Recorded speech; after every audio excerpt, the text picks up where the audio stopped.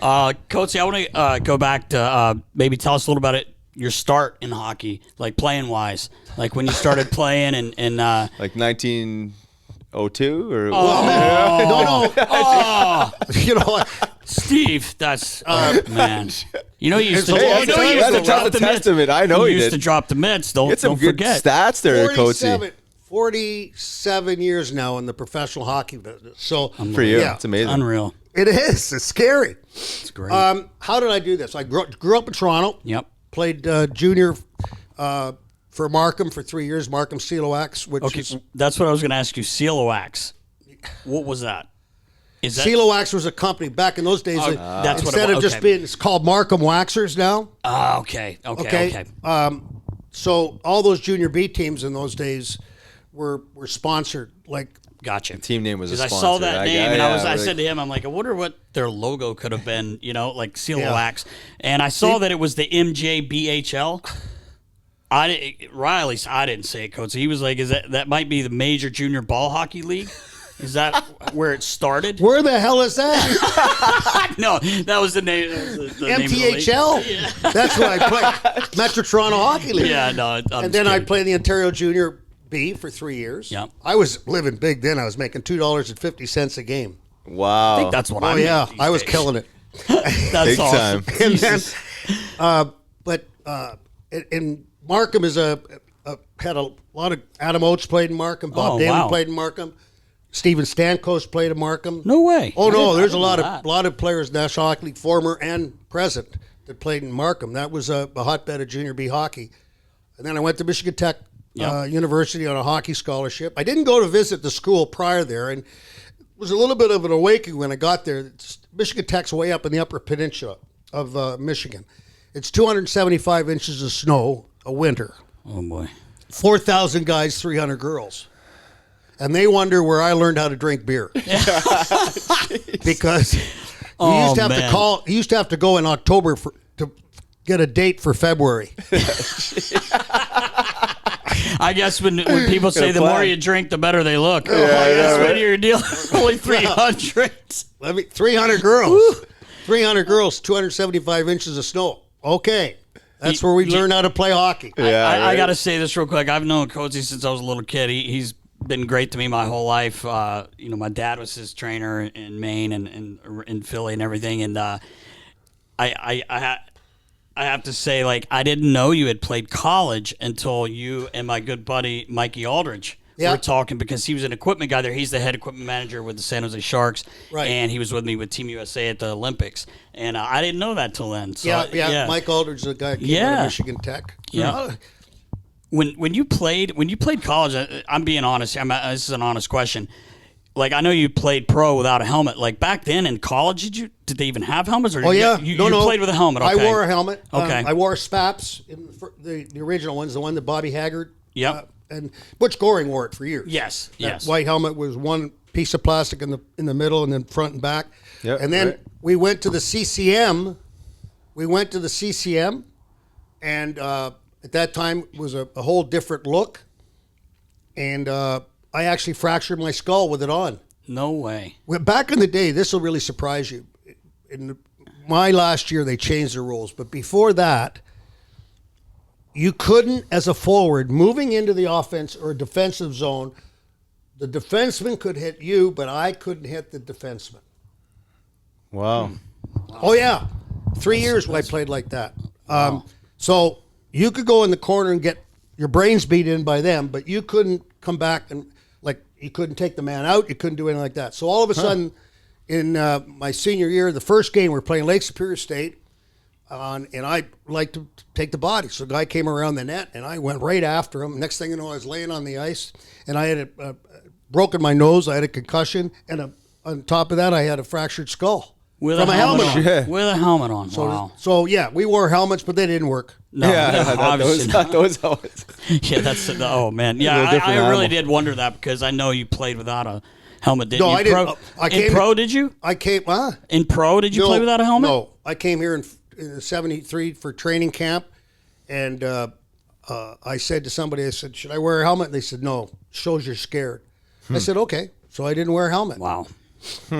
No, that's interesting. It's just my height too. Yeah, right. Yeah, it's funny. Perfect height for Coatesy, getting elbows to the skull. Yeah, years later, it's funny when visors became like available, guys wouldn't wear them because only, like, say, Europeans were wearing them, and then obviously now it's a rule. Like, there's a handful of guys left, but I feel like now the speed of the game, the puck, the way as hard as it's shot. I mean, even when you played, it still shot hard, but I think everyone should have a visor on. It's tough probably when you're fighting, but I don't know. It's just so many pucks getting deflected. And I don't know. Sure. Yeah, the speed of the game. Deflection. You know what? It's amazing. There's not more people hurt the way they shoot the puck now from the point, and the way they block shots and things like that. It's really absolutely amazing to me. Obviously, the equipment's come so far. I would never back in the day. He wouldn't block a shot. Are you kidding me? That's why the goalie's got the equipment. Yeah, Let him right? stop. Yeah. I used to tell our goalie, A lot of flamingos. If there's a minute to go and we're winning 2-1, I'll block a shot for you. Outside of that, I'm not going to do it. I mean, they hurt. Oh, yeah. And the equipment was, inferior to what they have now. 100%. You get one in the toe, you get one in the shin. Oh, my goodness, it would just absolutely sting. Why do that? Yeah. Why? Now it's mandatory to block shots. Get the shot blocker. That's right. That's right. You're coached into being in shot lanes. So, Coatesy, I saw your stats.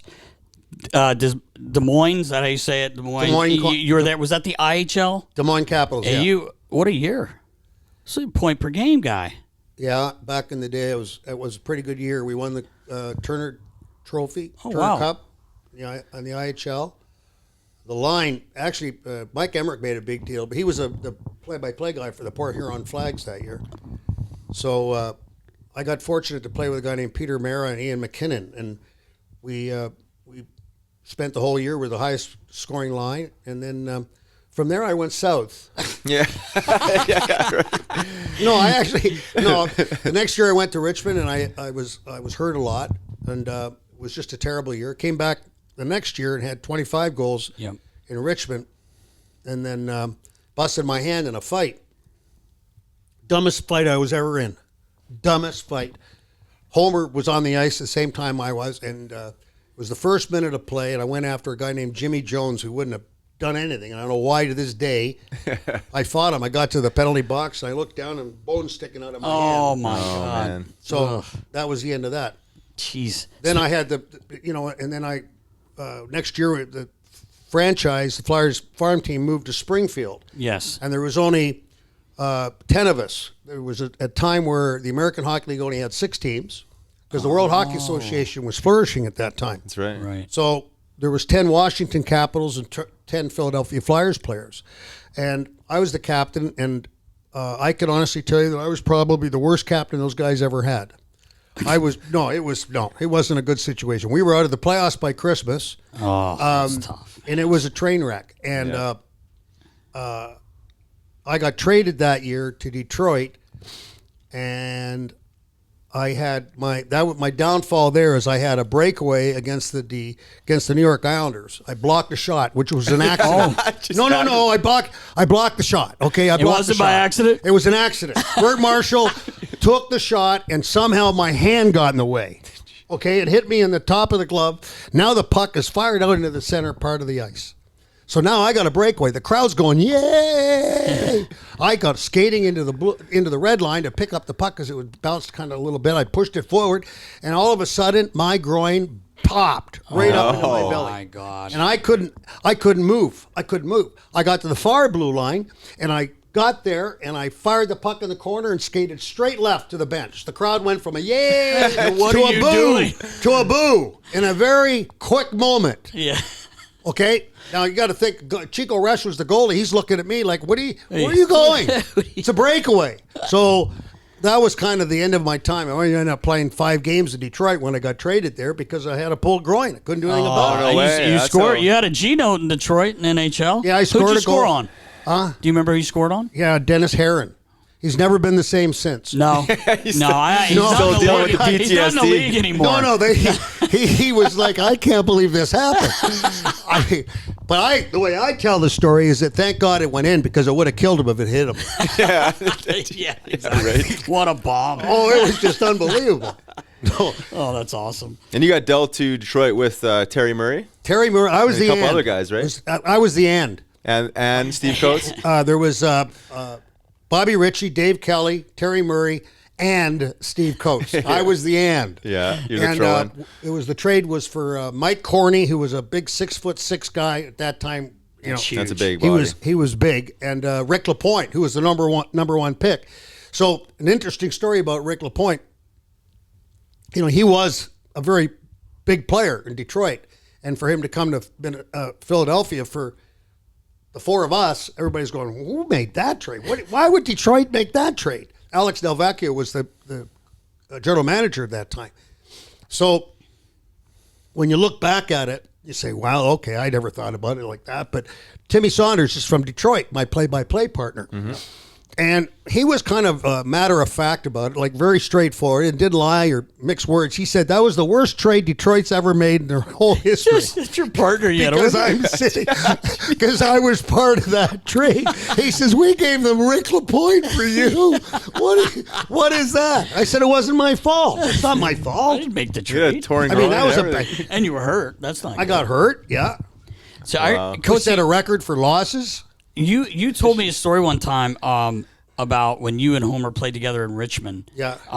And he had hurt his eye and That's got right. called up. Can you tell that story? It was crazy. I Sure, don't I know can if I tell told you you this, Riles. It's think so. wild. We It's got wild. into a fight at the end of a game in Springfield, Mass. And he got into it with the goalie. And we came out of the locker room. We're going on a bus trip to Hershey, and he was getting a secretion from his eye because it appeared like the netting in the catcher's mitt of the goalie got him in the eye.